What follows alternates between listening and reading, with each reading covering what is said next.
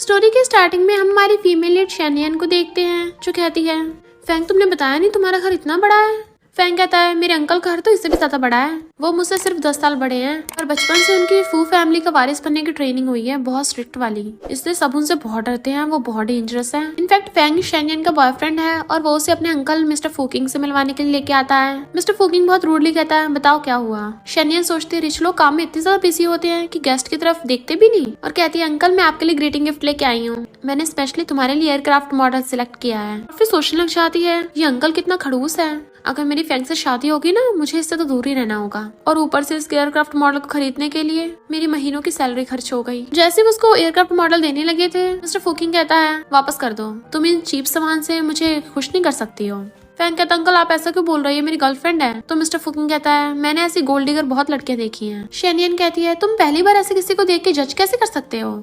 Mister फूकिंग कहता है, मुझे पता है तुमने फैंग को इसलिए अप्रोच किया ताकि रिच फैमिली में शादी कर सको। फैंग स्टूपिड है, मैं नहीं। फैंग कहता है, शैनियन गोल्ड डिगर नहीं है, इसे तो पता भी अभी चला है कि मैं रिच बैकग्राउंड से हूँ। पर मिस्टर फूकिंग कहता है, मुझे ऐसी झूठी लड़कियों पे विश्वास नहीं है और ये कभी भी हमारी फू फैमिली में एंटर नहीं हो सकती। फिर तो शैनियन को भी गुस्सा चाहता और कहती है, तुम क्या मेरी एंट्री रोकोगे, मैं खुद ही यहाँ पे नहीं आऊंगी, अगर तुम मेरे पैर भी पकड़ोगे ना तब भी फू फैमिली में नहीं आने वाली। मिस्टर फूकिंग गुस्से से कहता है, तो निकल जाओ यहाँ से। शैनियन गुस्से से वहां से जाने लगती है। जैसे वो रोड क्रॉस करने वाली होती है, एक गाड़ी उसे ठोक देती है। अचानक से वहीं पे सीन कट हो गया था और हम नेक्स्ट सीन में देखते हैं मिस्टर फूकिंग और शैनियन की शादी हो रही है। तभी अचानक से शैनियन की आईज खुलती है तो कहती है, मेरा तो कार एक्सीडेंट हो गया था ना, ये मैं कहाँ हूँ, ये मेरा घर तो नहीं लग रहा। तभी उसके साइड में मिस्टर फूकिंग लेट रहा था और कहता है, ये मेरा घर है। वो तो उसे देख के एकदम हैरान थी, अंकल तुम। मिस्टर फूकिंग कहता है, तुम्हारी जैसी स्टूपिड लड़की मेरे बेड पे क्या कर रही है। कहती है, तो मुझे पूछना चाहिए, तुम जैसा डेविल मेरे बेड पे कर रहा है। तभी मिस्टर फूकिंग वहां रखी उन दोनों की वेडिंग फोटो उठाता है। वो तो एकदम हैरान थी, हमारी शादी हो गई। तो देखती है उसके हाथ में रिंग है। मिस्टर फूकिंग टाइम देखता है, तब उसे पता चलता है कि हम 5 साल फ्यूचर में आ गए हैं। शैनियन को तो कुछ भी समझ नहीं आ रहा था ये सब क्या हो रहा है, और वो इधर उधर घूमने जा रही थी। मिस्टर फूकिंग कहता है, तुम ही अपनी हरकतें बंद करोगी। तो कहती है, कैसे बंद कर दूं, कल मैं तुम्हारे नेफ्यू की गर्लफ्रेंड थी तो आज मैं तुम्हारी वाइफ कैसे बन गई। मिस्टर फूकिंग कहता है, सिर्फ तुम्हें डिस्गस्टिंग फील नहीं हो रहा, उससे ज्यादा मुझे फील हो रहा है, और उठने लगा था। वो गुस्से से उसके पास आने लगी थी बट एक्सीडेंटली उसके ऊपर ही गिर जाती है और दोनों क्लोज आ गए थे। उसकी चेस्ट पे लव बर्ड देख कहती है, ये तुम्हारे किसने काटा। मिस्टर फूकिंग कहता है, वाइल्ड कैट ने। कहती है, तुम कैट किसको बोल रहे हो। तो मिस्टर फूकिंग बैठता हुआ कहता है, तुम्हें बताओ तुमने मुझे ऐसा क्यों काटा। उसे गुस्सा आ रहा था बट फिर उसकी अपने ऊपर नजर पड़ती है तो कहती है, ऐसे तो मेरे भी बहुत सारे लव बाइट्स हैं। तो दिखाने लगी थी तो वो मुंह फेर लेता है, तो वो जल्दी से उसके ऊपर से उठ जाती है और पूछती है, अब क्या करना है। मिस्टर फूकिंग कहता, करना क्या, अब हम हस्बैंड वाइफ हैं तो अपना रोल प्ले करना पड़ेगा और सही मौका आते डाइवोर्स कर लेंगे। तो सोचती है, इसे डाइवोर्स करने के लिए सही मौका चाहिए, पर मैं और वेट नहीं कर सकती। तभी मिस्टर फूकिंग को उसके मॉम का कॉल आता है जो कहती है, जल्दी से डॉटर इन लॉ को मुझसे मिलवाने के लिए लेके आ। तो वो उसे बताता है, मेरी मॉम ने तुम्हें बुलाया है। तो शैनियन और ज्यादा परेशान होने लग जाती है, अब मैं क्या करूंगी। तो कहता है, छोटी सी बात पे इतना उछल क्यों रही हो, पता नहीं फैंग ने तुम्हें ऐसा क्या देख लिया। वो कहता, तुम्हें शर्म नहीं आती इसे बोलते हुए, 5 साल पहले तुम बोल रहे थे तुम मुझे फू फैमिली में कदम भी नहीं रखने दोगे, तो बताओ मुझसे शादी क्यों की थी। वो कहता है, शट अप, मुझे क्या पता तुमने अंदर घुसने के लिए कौन सी ट्रिक्स यूज की हैं। शैनियन कहते, अच्छा कहीं ऐसा तो नहीं है तुम मेरी सुंदरता से मोहित हो गए हो और अपने नेफ्यू से मुझे छीन लिया। तो वो उसके क्लोज आने लगता है और कहता है, मैं तुम्हें ब्लाइंड दिखता हूँ क्या, या फिर तुम पगला गई हो। वो कुछ बोलने वाली थी तो उसका मुंह पकड़ लेता है और कहता है, अब हम लीगल कपल है ना, हमारे डाइवोर्स से फू कंपनी के स्टॉक प्राइस पे असर पड़ेगा, इसलिए रिस्क कम करने के लिए पहले तो रीजन पता करना होगा मैंने तुमसे शादी क्यों की, तब तक तुम एक रिच वाइफ का अच्छे से नाटक करती रहो। तो वो गुस्सा होकर बैठ जाती है, हाँ जल्दी करना क्योंकि मुझे जल्दी से जल्दी तुम्हें डाइवोर्स देना है, क्योंकि मैं तुम्हें और बर्दाश्त नहीं कर सकती। सोचती है, भले ही हैंडसम और हॉट दिखता है, फैंग से ज्यादा रिच और पावरफुल भी है, पर ये इतना एरोगेंट है ना, इसलिए मैं तो इससे शादी कभी नहीं कर सकती। तो वो उसे कपड़े चेंज करने को बोल के चले जाता है कि फू फैमिली के डिनर पे जाना है। जैसे ही वो वार्डरोब देखती है तो एकदम हैरान ही रह गई थी, यह सारा मेरा सामान है। मिस्टर फूकिंग कहता है, अब तुम रिच वाइफ हो तो तुम्हें इन सब चीजों की आदत डाल लेनी चाहिए, इससे आउटसाइडर्स को शक भी नहीं होगा। फिर वो बैठा उसका वेट कर रहा था, तभी वो रेडी होके आती है। वो कहती है, तुमने तो कहा था हम शॉपिंग करने जाएंगे तो मॉल नहीं जाना। बट तभी वहाँ पर लाइन लगाकर गर्ल्स आती हैं जिनके हाथों में ब्यूटीफुल ड्रेसेस थी। शैनियन तो एकदम हैरान ही रह गई थी बट वो बताती हैं कि प्रेसिडेंट ने ये सारे आइटम्स तुम्हारे लिए मंगवाए हैं। तो वो पूछती है, क्या ये मैं एक एक करके ट्राई कर सकती हूँ। तो गर्ल्स कहती हैं, ये सारी ड्रेसेस आपकी हैं, आप इन्हें जब मर्जी पहन सकती हो। तो वो सोचने लग जाती है, वाओ रिच लेडी बनके तो बहुत मजे हैं, और फिर एक व्हाइट वाली ड्रेस चूज कर लेती है। देन वो व्हाइट वाली ड्रेस पहनकर आ गई थी मिस्टर फुकिंग कहता है मेरी मॉम आने वाली होगी तो सही से एक्टिंग करना मत भूलना। फिर वहाँ पर मिस्टर फुकिंग की मॉम आ जाती हैं, कहती है मॉम जल्दी से बैठ जाइए और उससे इशारे में पूछती है मैंने बढ़िया एक्टिंग की ना। मॉम फेंग का नाम लेने लगी थी तो शनियन सोचती है 5 साल बाद मैंने मिस्टर फुकिंग से शादी कर ली तो फेंग का क्या हुआ, क्या उससे ब्रेकअप हो गया मेरा। मिस्टर फुकिंग उसका हाथ पकड़ के उसे शांत करता है और पूछता है फैमिली डिनर कब स्टार्ट होगा। मॉम कहती है 8 बजे, सारे फैमिली मेंबर्स को बता दिया गया है। फिर मिस्टर फुकिंग को मैसेज आता है तो वो उठ के जाने लगा था, पर जाता हुआ शनियन के फोरहेड पे किस करता है कि मैं जल्दी आऊंगा, तुम अपना ध्यान रखना। शनियन तो उसके ऐसे एक्शन से एकदम हैरान ही थी, ये तो एक्टिंग में किस भी कर रहा है। इनफैक्ट असिस्टेंट मिस्टर फुकिंग को इम्पोर्टेंट काम के लिए बुलाया था तो वो सोच रहा होता है ऐसा कौन सा काम है, बट वो शेड्यूल के हिसाब से वहाँ पे पहुंच जाता है। तभी एक छोटा सा बेबी भागता हुआ उसको आके हक्कर लेता है, डैडी। वो हैरान, डैडी? तो कहता है मैं तुम्हारा डैडी नहीं हूँ, मैं तो तेंग तेंग हूँ। तो वो हैरान। इधर शनियन बहाने से मॉम से पता करना चाह रही थी कि आखिर पास्ट में हुआ क्या था, बट मॉम कहती है पास्ट की बातें मत करो। वो सोचने लग जाती है अब मुझे पता कैसे चलेगा कि मैं फेंग की अचानक से आंटी कैसे बन गई। अभी वहाँ पर सीसी आती है और कहती है आंटी आप बहुत ब्यूटीफुल लग रही हो। तो शनियन सोचने लग जाती है ये लड़की कौन है, मुझे लगता है इसे पता है पास्ट में क्या हुआ था।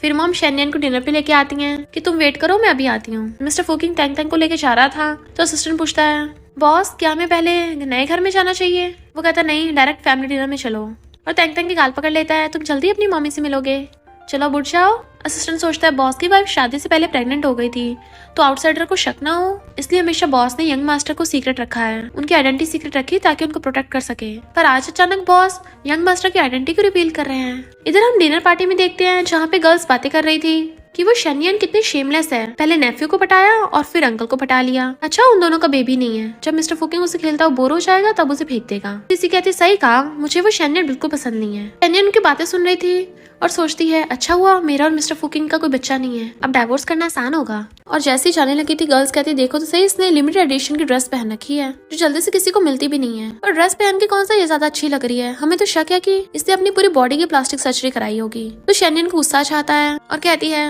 मेरी तो रियल बॉडी है पर लगता है तुम सबके थोपड़े प्लास्टिक सर्जरी वाले हैं। सीसी कहती है हाँ तुम तो पहले कभी ऐसे डिनर पार्टी में आई भी नहीं होगी। शनियन कहती है अच्छा जरा मेरी और मिस्टर फुकिंग की वेडिंग फोटो को ध्यान से देखो, पता चल जाएगा इस पार्टी की होस्टेस कौन है। तो सीसी कहती है तेरा पिछले 5 सालों में मिस्टर फुकिंग के साथ कोई बच्चा नहीं हुआ, कहा तुझे बाहर फेंक देंगे। तभी तेंग तेंग मम्मी मम्मी करता हुआ उसे आके हक कर लेता है। वो तो एकदम हैरान थी, मम्मी? सीसी पूछती इसका बाप कौन है। मिस्टर फुकिंग कहता मेरे अलावा कौन होगा। तेंग तेंग कहता मम्मी आप बोल क्यों नहीं रही हो। तो मिस्टर फुकिंग उसे धीरे से बताता है कि ये मेरा बेटा तेंग तेंग है, मुझे पता है तुम थोड़ा हैरान हो पर थोड़ा नेचुरल एक्टिंग करो ताकि दूसरों को शक ना हो। शनियन कहती है तेंग तेंग चलो मम्मी को हक करो। इतने वहाँ पर मिस्टर फुकिंग की मॉम चाहती है और कहती है तुमने तो कहा था तेंग तेंग को पब्लिक प्लेस पे लेके नहीं जाओगे। मिस्टर फुकिंग कहता है अब से तेंग तेंग की आइडेंटिटी छुपाने की कोई जरूरत नहीं है। मॉम कहते हैं ऐसे तो सबको पता चल जाएगा कि शनियन शादी से पहले तुम्हारे बच्चे से प्रेग्नेंट हो गई थी, अब तुम दोनों रेस्ट करो, मैं सबको तेंग तेंग की आइडेंटिटी अनाउंस करूंगी। अपर फ्लोर पे आके शनियन रो रही थी, ये कैसे हो सकता है। मिस्टर फुकिंग कहता कब तक अपना सर पटकोगी। तो कहती है तुम सच में रोबोट हो क्या, इतना बड़ा बच्चा हमारे सामने आ गया अचानक से, तुम्हें बिल्कुल भी इमोशंस नहीं है क्या।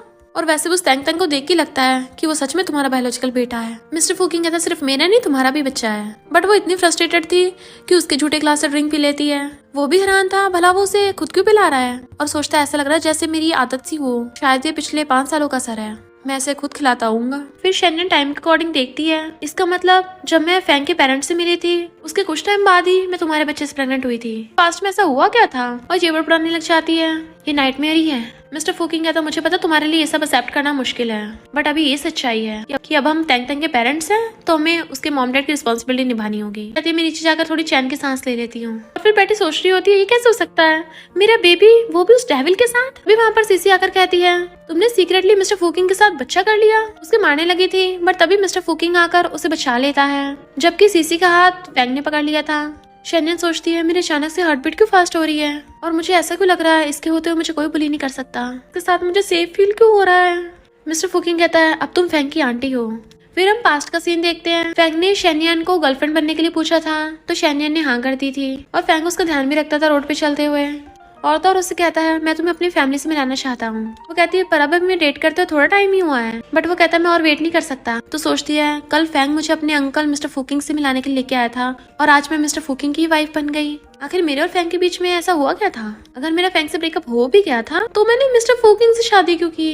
मिस्टर फुकिंग कहता है मेरे होते हुए कौन मेरी वाइफ को परेशान कर सकता है और तुम इसको यहाँ पे लेके आए। तो फैंग कहता है मेरा इससे कोई लेना देना नहीं है। सीसी कहता तुम ऐसे कैसे बोल सकते हो, मेरी सिस्टर मुझे यहाँ पे लेके आई है। तो शैनियन सोचती है आखिर सीसी की सिस्टर कौन है। फैंग कहता है तुम्हारी सिस्टर ने तुम्हें किसी को मारने को बोला था। सीसी कहती है मेरी सिस्टर का कोई लेना देना नहीं है, वो तो मैं खुद से शैनियन को सबक सिखाना चाहती थी और इस शैनियन की वजह से मेरी सिस्टर ने कितना को सहा है। फैंग सीसी को वहाँ से भगाने लगा था। मिस्टर फुकिंग कहता है मेरे लोगों को बुली करके कोई ऐसे नहीं जा सकता और इतनी हिम्मत मेरी वाइफ से पंगा लिया। शैनियन उनकी तरफ देख रही थी तो मिस्टर फुकिंग को अच्छे से पकड़ लेता है। भूलो मत तुम अब मेरी वाइफ हो। सीसी मिस्टर फुकिंग से सॉरी बोलने लगती है बट वो कहता है मेरी वाइफ से माफी मांगो। तो सीसी उससे सॉरी बोलती है।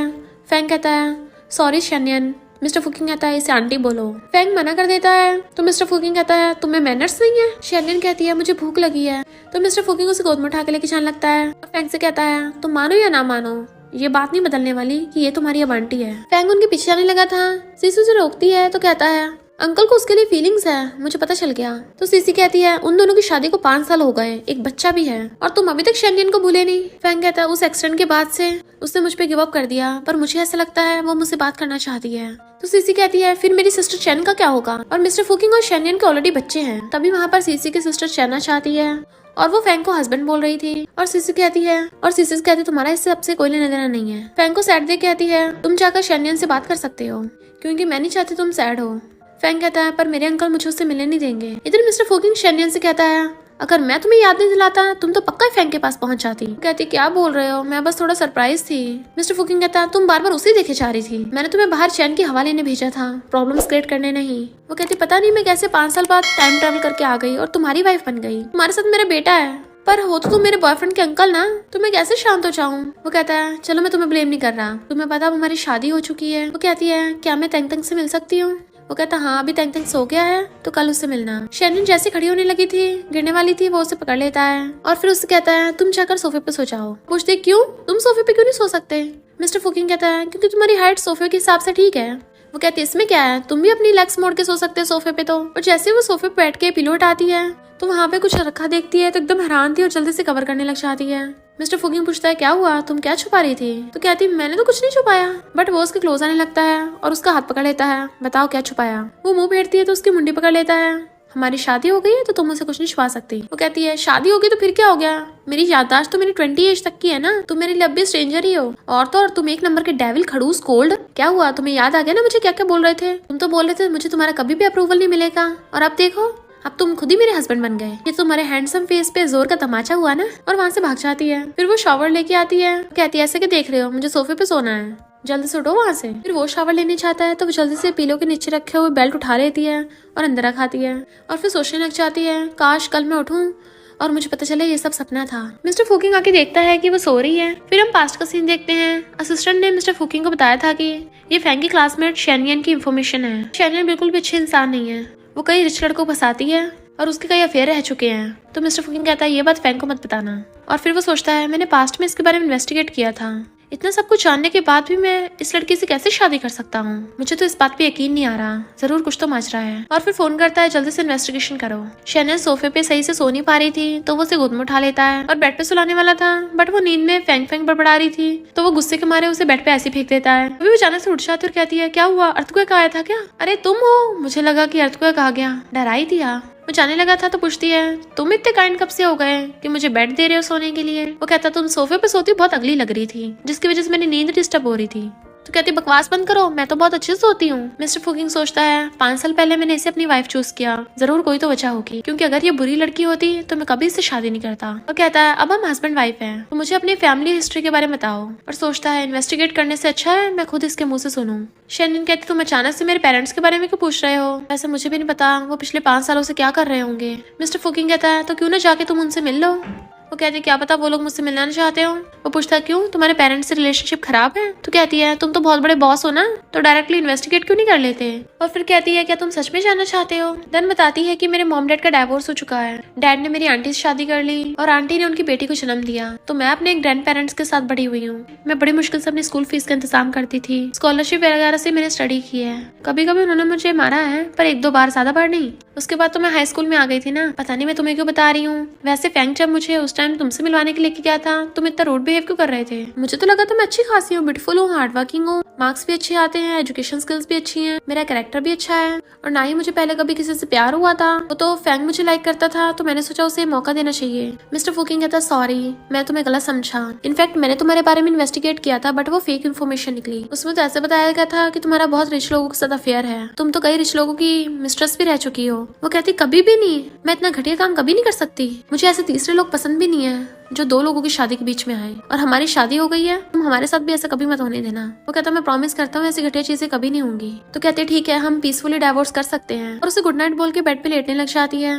तो सोचती है मुझे तो लगा था मिस्टर फुकिंग काफी कोल्ड और रूथलेस है, ये कभी लोगों की रिस्पेक्ट करना नहीं जानता, पर अभी से बात करके पता नहीं क्यों अच्छा लग रहा है। मिस्टर फुकिंग उठ के चला जाता है। मॉर्निंग में जब वो उठ के आती, मिस्टर फुकिंग ब्रेकफास्ट कर रहा था। तो हैरान, तुम इतनी जल्दी उठ गए। बटलर बताता है कि मिस्टर फू तो मॉर्निंग रनिंग करके भी आ गए। तो कहती है अभी तो सुबह के सिर्फ 8 ही बजे हैं, ये डेविल सुबह सुबह कितने बजे उठ जाता है। बटलर बताता है कि बॉस को सुबह सुबह 5 बजे उठने की आदत है, और हेल्दी और फिट रहने के लिए वो हमेशा एक्सरसाइज करते हैं। आपको तो ऑलरेडी पता है। तो कहती है मैं नींद में थी ना, मुझे सही से याद नहीं रहा। और फिर ब्रेकफास्ट लेके हैरान, ये तो रिच लोगों का खाना है। बटलर कहता है यंग लेडी आप तो रोज यही खाती हो ना। तो कहती है मेरा मतलब कि हम खाने वाले सिर्फ 2 लोग हैं, खाना काफी ज्यादा है ना, वेस्ट ना हो। बटलर कहता है यंग लेडी आप तो बहुत सारा खाती हो, कुछ बचता ही नहीं है। तो मिस्टर फुकिंग बटलर को सूप लेने भेजता है। वो सोचती है अरे बाप रे, अभी मैं पकड़ी जाती। मिस्टर फुकिंग कहता है तुम्हें कितनी बार बोला है अपनी एक्टिंग सुधारो, अगर ऐसे चलता रहा तो मैं तुम्हें आज टैंक से नहीं मिलने दूंगा। वो पूछती है क्यों नहीं मिलने दोगे, वो मेरा बेटा है। तो कहता है तुम बटलर के सामने तो सही से एक्टिंग कर नहीं पाई हो, और अगर टैंक के सामने तुमने कुछ उठपटांग हरकत कर दी तो बड़बड़ाने लगती है, ये डेविल तो बस सबको डोमिनेट करना चाहता है। मिस्टर फुकिंग कहता है मैं बस चाहता हूँ किसी को कोई शक ना हो, क्योंकि 5 सालों को कवर करना काफी मुश्किल है। तो कहती है मुझे पता है, मैं तुम्हारी वाइफ बनने के लिए अपना बेस्ट दे रही हूँ, थोड़ी बहुत तो गलतियां होंगी, तुम बता सकते हो, ऐसे डांटो मत। मिस्टर फुकिंग कहता है मैंने कब डांटा, मैं लोगों से कैजुअली ऐसी बात करता हूँ, गलत मत समझो। तो वो सोचती हाँ ये नॉवल का बॉस ही बॉस है ना, तो वैसी एक्टिंग करेगा। तभी बटलर आके बताता है कि फैंग आपकी वाइफ से मिलना चाहते हैं। तो शैनन मिस्टर फुकिंग से पूछने लग जाती है अब मैं उसे क्या कहूंगी, क्या कल रात उसने तुमसे बाद में बात की थी। वो कहता तुम कुछ ज्यादा ओवर एक्ट कर रही हो, अभी तो मेरी वाइफ और उसकी आंटी, तो पहले वाली कॉलेज गर्ल की तरह एक्ट मत करो, वरना बाकियों को लगेगा तुम्हें उसके लिए अभी भी फीलिंग्स हैं। वो कहती है पर वो मेरा बॉयफ्रेंड था और हमें ठीक ठाक बनती थी, ऐसा तो है नहीं अब मैं एकदम से कंट्रोल कर लूंगी, मैं तुम्हारी तरह मशीन थोड़ी ना हूँ, इंसान ही हूँ। मिस्टर फुकिंग तुम्हारा मतलब है कि उसके सामने तुम सब बक दोगी। तो कहती है मैं तुम्हारी वाइफ बनने का सही से रोल प्ले करूंगी, बट मैं इस बात का श्योर नहीं हूँ कि मुझे कहीं बाद में मूड स्विंग्स ना हो जाए, और अगर उसे शक हो गया तो। मिस्टर फुकिंग कहता है तो मैं उसे भगा देता हूँ, और बटलर कहता है उसे अंदर मत आने देना, अगर तुम अपने इमोशंस पे कंट्रोल नहीं कर सकती हो तो उससे मिलना भी मत। कहती तुम ऐसा क्यों कर रहे हो। वो क्लोज आकर उसका फेस पकड़ लेता है। मुझे नहीं पता मैंने तुमसे शादी क्यों की, पर अभी तुम मेरी वाइफ हो तो सही से अपनी ड्यूटीज निभाओ। तो कहती हाँ समझ गई, और तुम मेरे हस्बैंड हो, मेरे बॉस नहीं, समझे, जब मर्जी देख लो मुझ पे ऑर्डर चलाते रहते हो। इधर फैंग विला के बाहर वेट कर रहा था, तभी बटलर आके बताता है कि यंग लेडी अभी बिजी हैं, बाद में मिलेंगी। तो फैंग गुस्से से गेट पे मारता है कि 5 साल हो गए, मिस्टर फुकिंग मुझे उससे मिलने क्यों नहीं देता, वो क्या लाइफ टाइम उसे मुझसे छुपा के रखेगा। उसके चिल्लाने की आवाज सुन शैनन देखने लगी थी, बट वो उसका हाथ पकड़ लेता है। क्या कर रही हो। तो कहती है मैं तो बस देख रही थी, इनफैक्ट मैं पता करना चाहती हूँ कि मेरा उससे ब्रेकअप हुआ क्यों, और उसके हाथ छोड़ते वो भाग पड़ती है। एंग गेट के बाहर खड़ा हुआ बोल रहा था कि मैं तुमसे मिलना चाहता हूँ, बट वो दोनों गेट की दूसरी साइड खड़े थे। जैसे शैनन गेट खोलने वाली होती है, मिस्टर फुकिंग उसका गला पकड़ लेता है। वो कहती छोड़ो मुझे, तो कहता उससे मत मिलो। बटलर फैंग से कहता तुम गलत टाइम पर आए हो, बॉस अभी भी अंदर है, वो तुम्हें यंग लेडी से मिलने नहीं देंगे। बट फैंग गुस्से से गेट पे मार रहा होता है, अगर तुम मुझे उससे मिलने नहीं दोगे तो मैं यहाँ से जाऊंगा भी नहीं। दूर से चैन देख रही होती है और कहती है क्या तुम उसे भूल नहीं सकते। शैनन कहती है अगर वो सच में नहीं गया तो। मिस्टर फुकिंग उसके क्लोज आने लगता है और कहता है तुम उसे जाने को कहो, मैं ये बात दूसरी बार नहीं कहूंगा। शैनन कहती है फैंग तुम चले जाओ यहाँ से, मैं तुमसे मिलना नहीं चाहती। फैंग कहता तुमने पिछले 5 सालों में कुछ नहीं कहा और अब पहला शब्द बोला, क्या तुम इतनी हार्टलेस हो, मेरे साथ ऐसे बिहेव क्यों कर रही हो। और वहीं गिर जाता है। तो चैन आकर उसे उठाती है, मैं तुम्हें ये सब सहन करते नहीं देख सकती, चलो अभी वापस चलते हैं, बाद में उससे मिल लेना, क्या पता वो बाद में मिलने के लिए मान जाए। और तुमने अपने हाथ पे चोट कैसे मार ली, घर चलो मैं तुम्हारी पट्टी कर दूंगी। बट वो हाथ छुड़ा लेता है, कोई जरूरत नहीं है। तो कहती है क्या तुम भूल गए उसके लिए तुम अपनी जान तक देने वाले थे, अब मैं तुम्हें और खोने का रिस्क नहीं ले सकती। फैंग कहता चिंता मत करो मैं नहीं टपकूंगा। तो चैन उसे मना के वहाँ से ले जाती है। उनकी बातें सुन शैनन कहती है आखिर फैंग को हुआ क्या था और वो लड़की कौन थी, क्या तुम्हें पता है, बताओ मुझे। तुम मुझे नहीं बताओगे तो मैं उसे खुद पूछने जा रही हूँ। पर वो उसका हाथ पकड़ कहता है चाहे कुछ भी हुआ हो तुम्हारा उससे ब्रेकअप हो गया है, तब उसका तुमसे कोई लेना देना नहीं है। पूछते क्यों लेना देना नहीं है, मैं अपनी याददाश्त थोड़ी ना भूल सकती हूँ, मुझे तो बस उसके बॉयफ्रेंड होने का याद है, ब्रेकअप की मेमोरी तो है ही नहीं। और इतने थोड़े से दिन में हमारी लाइफ कितनी चेंज हो गई, मिस्टर फुकिंग तुम बताओ, तुमने इतनी जल्दी से सब कुछ एक्सेप्ट कैसे कर लिया? तुम्हें पता तो मुझे भी बताओ कैसे करना है। वो कहता है अच्छा होगा सच्चाई को एक्सेप्ट कर लो। तो कहती है बट मैं ये एक्सेप्ट नहीं कर पा रही कि फैंग किसी और लड़की के साथ है। कहता है तुम्हारी शादी हो गई है तो तुम्हें इस बात से फर्क नहीं पड़ना चाहिए वो किसी के साथ भी हो। बट वो उसके मानने लग जाती है मुझे तुमसे अभी डाइवोर्स चाहिए। तो वो उसके हाथ पकड़ लेता है। इतने वहाँ पर तेंग आ जाता है। मम्मी डैडी आप क्या कर रहे हो? तो मिस्टर फुकिंग उस पकड़ के हक कर लेता है तुम्हारी मम्मी की अभी थोड़ी सी तबीयत ठीक नहीं है, तुम जाकर अंदर रेस्ट करो। तेंग कहता है डैडी आपने मम्मी को मुझसे 3 दिन के लिए लिया था तो अब तो मुझे मम्मी को वापस कर दो ना। मिस्टर फुकिंग कहता बोला ना अंदर जाके रेस्ट करो। तो कहता है डैडी आप बहुत बुरे हो और अंदर भाग जाता है। शैनियन खुद को छुड़ा के कहती है अगर हमारा डाइवोर्स भी हो गया मैं तुमसे पैसे नहीं मांगूंगी पर मुझे तेंग को दे देना। मिस्टर फुकिंग कहता है क्या तुम तेंग को पालना अफोर्ड कर सकती हो? तो कहती है भले मैं सिर्फ कॉलेज स्टूडेंट हूँ पर मैं अपने कॉलेज में टॉप कर चुकी हूँ। हाँ बट बच्चे को पालना थोड़ा मुश्किल है। मिस्टर फुकिंग कहता है तेंग कोई मामूली बच्चा नहीं है, वो फू फैमिली का वारिस है। अगर तुमने उसका खाना पानी रहन सहन अफोर्ड कर भी लिया तो उसकी एजुकेशन की रिस्पॉन्सिबिलिटी कौन लेगा? वो अगर ब्रेकफास्ट करने लगी थी तो कहता है तुम्हें डाइवोर्स के बारे में दोबारा सोचना होगा। वो कहते क्यों तुम्हें क्या लगता है हमारा बेबी है तो मैं तुम्हें डाइवोर्स नहीं दूंगी? वो कहता है अगर तुम डाइवोर्स की जिद करोगी मैं तुम्हें मना नहीं करूंगा पर तेंग हमारा बच्चा है तो मैं नहीं चाहता इस सब का उसकी लाइफ पे इफेक्ट पड़े। वो कहती है अभी तो मैं खुद बच्ची हूँ और मुझे मॉम बनने की रिस्पॉन्सिबिलिटी लेनी पड़ रही है। तुम ये ऐसे कैसे कर रहे हो? इतनी जल्दी डैड बनने की रिस्पॉन्सिबिलिटी निभा रहे हो? कहता है मुझे तेंग को देखते ही पता चल गया कि वो मेरी रिस्पॉन्सिबिलिटी है। तो शैनन कहती है मैं इस मामले में थोड़ा स्लो हूँ, इससे तो अभी तक फैंग वाली बात एक्सेप्ट नहीं हो रही है तो बेटा होना दूर की बात। मिस्टर फुकिंग गुस्से से उसकी मुंडी पकड़ लेता है। मैं तुम्हें वार्न कर रहा हूँ अगर हमारा डाइवोर्स हो भी गया ना तुम तब भी फैंग के साथ नहीं हो सकती क्योंकि तुम तेंग की मॉम हो और फैंग तेंग का कजन हुआ। तुम दोनों के बीच की रिलेशनशिप में गड़बड़ हो जाएगी और फू फैमिली में स्कैंडल हो जाएगा। तो कहती है अगर तुम्हें स्कैंडल का इतना डर था तो तुमने मुझसे शादी क्यों की? तुमने भी तो अपनी नेफ्यू की गर्लफ्रेंड चुराई है। तो कहता है जब तक डाइवोर्स नहीं होता तब तक नॉर्मल कपल की तरह रहेंगे और मैंने तेंग के बारे में सारी इन्फॉर्मेशन निकाली है तुम अच्छे समझ जाना। तो शैनन हाँ करती है और फिर सोचती है पता नहीं क्यों मैं अपने बेटे के बारे में इतनी एक्साइटेड क्यों हो रही हूँ। वो एल्बम देख रही थी और कहती है मेरा बेटा तेंग कितना क्यूट है। अब तो मुझे फील हो रहा है कि जैसे मैं उसकी मॉम हूँ। कहता काफी रात हो गई अब सो जाओ और तुम पिछले 8 घंटों से ये सब देख रही हो, थकी नहीं हो क्या? डनवर शावर लेने चले जाता है बट शैनियन अभी भी एल्बम देख रही थी। अच्छा ये तब की है जब मैं तेंग से प्रेग्नेंट हुई थी पर मेरी सी सेक्शन डिलीवरी हुई थी या नॉर्मल डिलीवरी? क्या मेरी बॉडी पे स्कार होगा? और कपड़े खोल के देखने लगी थी तभी मिस्टर फुकिंग शावर लेके बाहर आता है। तुम ये क्या कर रही हो? तो वो डर जाती है। वो कहता है तुम क्या अपने कपड़े उतारने की कोशिश कर रही थी? मैं तुम्हें वार्न कर रहा हूँ तुम बिना कपड़ों के नहीं सो सकती। तो कहती है कौन बिना कपड़ों के सो रहा है? बकवास मत करो, मैं तो बस अपनी बॉडी के बारे में जानना चाहती थी। मिस्टर फुकिंग कहता है इतनी भी खास नहीं हूँ, इसमें एक्साइटेड क्या होना? तो कहती है तुम्हारी हिम्मत कैसे वैसे बोलने की? यकीन नहीं होता मैंने तुमसे शादी कैसे कर ली?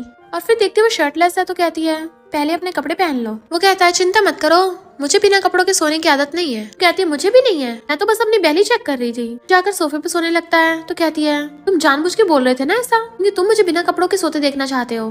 तुम्हारा डर्टी हर्ट है ना इसलिए सब कुछ डर्टी दिखेगा। मिस्टर फुकिंग कहता है क्या देखो तुम्हारी फ्लैट बॉडी। तो शैनियन को गुस्सा आ जाता है और वो गुस्से में सोने लगी थी बट तभी पिलो के नीचे उसे कुछ मिलता है तो हैरान वो पूछता है अब क्या हो गया और आके देखने लगता है तो मुंह फिर के आता है मैं इसे फेंक आता हूँ। वो कहती है हाँ मैं देख लेती हूँ कहीं और तो नहीं रखा कुछ। देन वो लोग पूरे रूम में ढूंढते हैं, उन्हें बहुत सारा सामान मिलता है तो वो सोच रही थी क्या सच में शादी के बाद मैं इसके साथ ये सब यूज करती हूँ? हम दोनों क्या रोज रात को इन सब से रोल प्ले करते थे? मिस्टर फुकिंग कहता है तुम क्या सोच रही हो? तो कहती कुछ भी नहीं, मेरा माइंड एकदम क्लियर है। वो कहता है तुम अपनी गलती छुपाने की कोशिश कर रही हो और अब मान भी नहीं रही। तो वो कहती है ऐसा तो है नहीं, ये सब चीजें मैं अकेली यूज करती होंगी और वैसे भी सबको अकेला थोड़ी ना यूज किया जा सकता है, कपल की जरूरत पड़ती है। मिस्टर फुकिंग कहता है लगता तुम्हें ये सब यूज करना काफी अच्छे से आता है। वो मारने लगी थी तो उसका हाथ पकड़ लेता है। देन वो उन सबको समेट के उसे दे देती है। अब जब तुम सुबह सुबह 5 बजे उठते हो ना तो जब जॉगिंग करने जाओगे इसे बाहर फेंकाना। और फिर जाके बेड पे लेट जाती है तो वो ओके बोलकर सारा सामान अलमीरा में रख देता है। यकीन नहीं होता मैं ये सब घटिया चीजें यूज करता था। फिर मॉर्निंग में उठ के आती है और उससे पूछती है मैंने कल जो तुम्हें फेंकने को कहा था वो फेंक दिया ना? पहले तो उसे फंदा लग जाता है बट फिर मुंह साफ करके कहता है नहीं। क्या तुम ऐसे कैसे कर सकते हो, मैंने बोला था ना फेंक देना। मिस्टर फुकिंग कहता है मैंने सोचा संभाल के रख लूं, क्या पता बाद में यूज आए। तो कहती है तुम कितने बेशर्म हो। बट फिर मिस्टर फुकिंग उठ के उसके क्लोज आने लगता है। मुझे गलत मत समझना, मैंने ऐसे नहीं बोला कि मैं यूज करूंगा। तो पूछती है क्या मतलब है तुम्हारा? फिर वो कहता है अब जब वो पिछले 5 सालों से संभाल के रखे गए हैं तो पक्का वो किसी काम के ही होंगे ना। अगर हम वापस से पास्ट में चले गए तो जो इसके ओरिजिनल ओनर्स होंगे उनको तो वापस मिल जाएगी ना उनकी चीजें। वो पूछती है क्या हम पास्ट में वापस जा सकते हैं? और अब तो हमें सबको सच पता चल ही गया है, हम पास्ट में जाके साथ में नहीं होंगे। फिर तो इसका मतलब तेंग का जन्म भी नहीं होगा। भले ही मैंने तेंग के साथ टाइम स्पेंड नहीं किया है बट मैं उसे मिस करूंगी। मिस्टर फूकिंग उसकी टकली पे मार के कहता है, पहली बात तो हमारा पास्ट में जाना ही काफी मुश्किल है, पहले सब कुछ मैं सोचने लग जाओ। बट एक्सटेंडली दोनों काफी क्लोज हो जाते हैं, तो फिर जल्दी से दूर होते हैं। वो पूछती है, क्या तुमने इन्वेस्टिगेट किया हम दोनों साथ में कैसे हुए? और फिर सोचने लग जाती है, भले मेरे फैंग से ब्रेकअप हो गया होगा, बट मैं उसके इस कोल्ड हार्टेड अंकल से शादी तो नहीं कर सकती, क्योंकि इसे संभालना मेरे बस की बात नहीं है, क्योंकि मुझे तो काइंड और गुड लड़के पसंद है। मिस्टर फूकिंग कहता है, क्या तुम सच में जाना चाहती हो? देख लो, इसके बाद खुद पे शक मत करना। कहती, क्या बड़बड़ा रहे हो? मुझे बस जानना है कि हम दोनों साथ कैसे हुए। तो कहता है, 5 साल पहले तुमने मुझे नशा दिया था और फिर मेरे बच्चे से प्रेग्नेंट हो गई। तो वो तो एकदम हैरान थी। फिर हम देखते हैं मिस्टर फूकिंग ने असिस्टेंट को इस बारे में इन्वेस्टिगेट करने को बोला था, तो वो आके बताता है कि जब आपकी वाइफ का फैंग से ब्रेकअप हो गया था, आप बिजनेस मीटिंग के रिलेटेड एक होटल में रुके हुए थे। स्टाफ वालों का ध्यान नहीं था, उसने आपके ड्रिंक में नशा मिला दिया और आपके बेबी से प्रेग्नेंट हो गई। तो रिस्पॉन्सिबिलिटी की वजह से आपको उनसे शादी करनी पड़ी। तो शैनियन कहती है, ये तो इम्पॉसिबल है, जरूर कुछ और बात होगी। कहता, क्या तुम श्योर हो? तो कहती, और नहीं तो क्या, पहली बार तो 5 साल पहले मैंने कभी भी तुम्हारे बारे में ऐसा नहीं सोचा। ऊपर से मैं तो तुमसे हेट करती थी, भला मैं तुम्हारे बेड तक कैसे पहुंच सकती हूँ? तो कोई वजह नहीं हुई। और वैसे भी अगर मुझे तुम्हें नशा देना भी होगा तो मुझे वो नशा मिलेगा कहाँ से? मैंने तो बस बचपन में टीवी में ऐसे नशे देखे थे, रियलिटी में कभी नहीं सुना। और 5 साल पहले तो मैं बस एक छोटी सी कॉलेज स्टूडेंट थी, तो मुझे लव पोशन कहाँ से मिलेगा? तुम हंस क्यों रहे हो? पता नहीं किसने रूमर्स फैलाई हैं, ये तो सीधा मेरे कैरेक्टर पे सवाल हो गया। वो उसे पकड़ के बिठाता है, मुझे पता है इन्वेस्टिगेशन में ये पता चला है और तुम्हें इस बात पे भरोसा नहीं होगा, इसलिए मैंने पहले तुम्हें नहीं बताया था। तो कहती है, अब मैं समझी मुझे कौन फंसा रहा है। वो सीसी, वो तुम्हें लाइक करती है, वो मुझे लाइक नहीं करती, तो इसलिए उसने मेरे बारे में जानबूझ के झूठी रूमर्स फैलाई हैं। मिस्टर फूकिंग कहता, क्या बकवास कर रही हो? तो कहती, क्यों तुम्हें दिखता नहीं वो तुम्हें लाइक करती है, या फिर तुम अनजान बनने का नाटक करते हो? वो कहता, वो किसी भी लाइक करे, मुझे क्या इससे? तो कहती है, वो तुम्हें पक्का लाइक करती है, मैं दूर से देख के बता सकती हूँ। अगर वो तुम्हें लाइक न करती हुई तो मैं तुम्हें डैडी बोलूंगी। वो कहता है, तुम क्या प्राइमरी स्कूल की बच्ची हो, अब भी डैड बोलने वाली गेम खेलती हो? तो कहती है, मुझे पता है तुम्हारी फैन गर्ल्स ही रूमर्स फैला रही हैं और तुम मेरे हस्बैंड होके मुझे ब्लेम कर रहे हो। वो कहते, चिंता मत करो, मैं सही से इन्वेस्टिगेट करूंगा।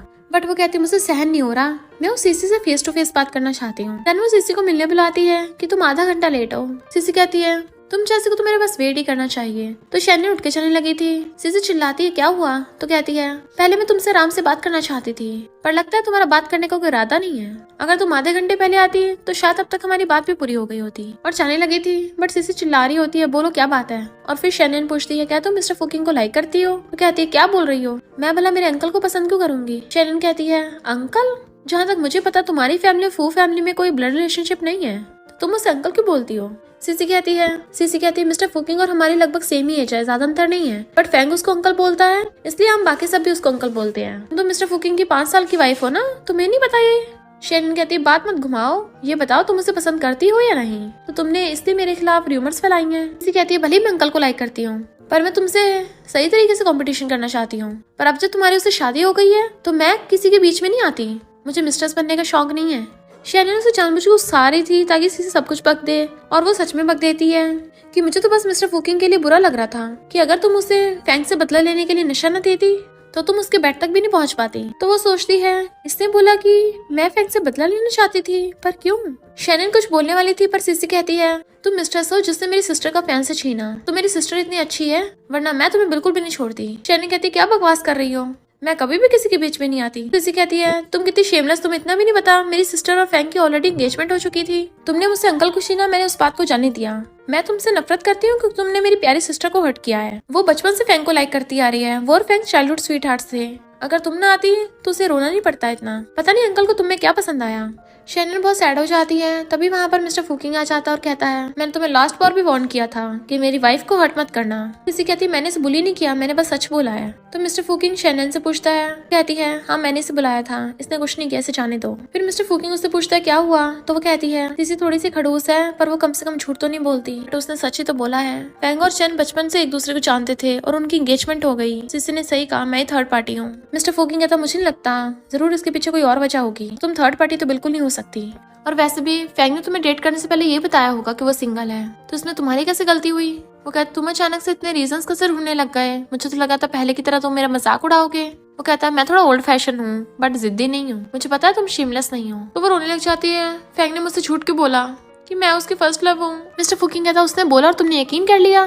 तो कहती है, वो तुम्हारी तरह ओल्ड थोड़ी ना था, मुझे लगा उसका कोई भी लव बैकग्राउंड नहीं होगा, और हम सेम कॉलेज में भी थे, मुझे थोड़ी ना पता था वो कोई रिच यंग मास्टर है जिसकी पहले से एंगेजमेंट हो रखी है। मिस्टर फूकिंग इधर उधर देखता है और फिर उसके पास बैठ के उसे छुपाने लगा था, मुझे तुम पे भरोसा है। तो कहती है, फिर मुझसे माफी मांगो। वो पूछता है क्यों? तो कहती है तुमने मुझे गलत समझा था ना, तो तुम्हें माफी मांगनी चाहिए। क्यों, क्या हुआ? महान प्रेसिडेंट तो कभी किसी से माफी मांगते नहीं है ना। कहता है सॉरी, मैंने तुम्हें गलत समझा था। तो वो स्माइल करती है, पर फिर कहती है मुझे समझ नहीं आ रहा फैंक ने मुझसे झूठ क्यों बोला। मैंने उस पर इतना भरोसा किया पर उसने मुझे थर्ड पार्टी बना दिया। तभी तो मैंने उससे ब्रेकअप किया होगा। मैं उससे बदला लेना चाहती थी, इसलिए मैंने तुम्हें मेडिसिन दी और मैं गलती से प्रेग्नेंट हो गई तो तुम्हें शादी करनी पड़ी। मैं कितनी बेवकूफ हूँ, गलती पे गलती करती गई। मिस्टर फुकिंग कहता है तुम्हारा मतलब कि मुझसे शादी करना एक गलती थी। फिर वो उसे बताता है कि पिछले 5 सालों में क्या हुआ था। मैंने फूजी ग्रुप को पूरे अपने अंडर में ले लिया। तुमने अपनी एक छोटी सी कंपनी चलाई, पर तुम कॉलेज स्टूडेंट थे इसलिए तुम्हें थोड़ी बहुत प्रॉब्लम होती थी, तो मैं तुम्हारी हेल्प करता था। फिर वो उसे अपने ऑफिस में लेके आता है तो कहते कितनी बोरिंग जगह है, यहाँ तो बिल्कुल अच्छा मूड भी नहीं बनेगा। तो कहता है काम करने की जगह, एंटरटेनमेंट की नहीं। तो वो भागकर जाकर चेयर पे बैठ जाती है।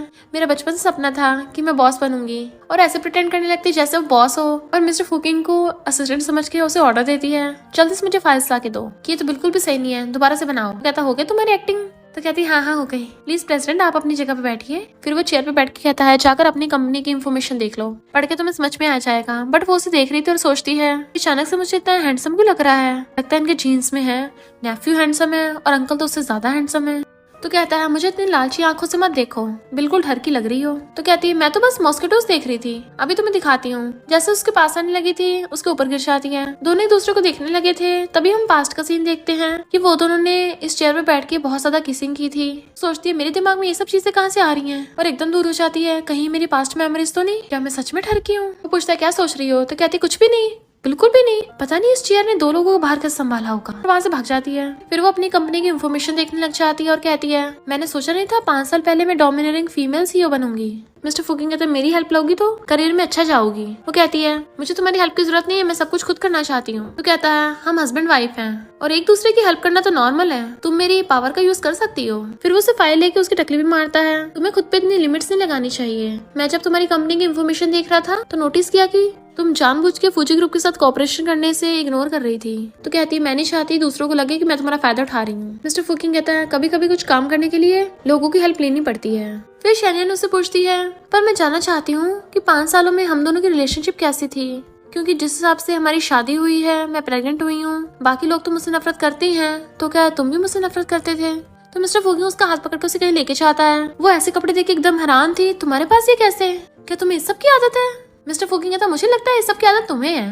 तो कहती क्या बोल रहे हो, मैं तो एकदम प्योर और इनोसेंट हूँ। मिस्टर फुकिंग कहते लगता है तुमने हमारे पिछले 5 सालों की कॉल रिकॉर्ड्स और चैट्स नहीं देखी। तो वो कहती है अच्छा, अपना फोन निकाल के अपनी चैट हिस्ट्री पढ़ने लग गई थी जिसमें बहुत डर्टी टॉक थी। तो कहती है ये कैसे हो सकता है, मैं ये नहीं हूँ। मिस्टर फुकिंग कहता अभी तो हमारी कुछ फोटोज भी हैं। उसका मुंह बंद कर देती है, कुछ मत बोलो आगे। बट वो उसे पकड़ के अपने क्लोज कर लेता है। तो वो हैरान थी ये सब ये क्या कर रहा है। इससे पहले मिस्टर फुकिंग उसे किस करता, तभी बटलर आवाज मारता है, इसलिए वो अपने क्लाइंट से मिलने चला गया था। तो सोचती है अच्छा हुआ रुक गया ये, वरना तो मैं तो इससे एकदम पटने वाली थी। इनफैक्ट चैन मिस्टर फुकिंग से मिलने आई होती है, तो कहती है मैं फैंग के साथ बड़ी हुई हूँ और सीसी मेरी सिस्टर है, इसलिए अंकल बोलते हैं तुम्हें, तो हम सब फैमिली हुए ना। मिस्टर फुकिंग कहता है बट मैं तुम लोगों को फैमिली नहीं मानता। चैन कहती है मुझे पता है शैनियन ने मेरे खिलाफ तुम्हें उल्टा सीधा बोला है। शैनियन उनकी बातें सुन रही थी और सोचती है मैंने कब इसके बारे में कुछ बोला है।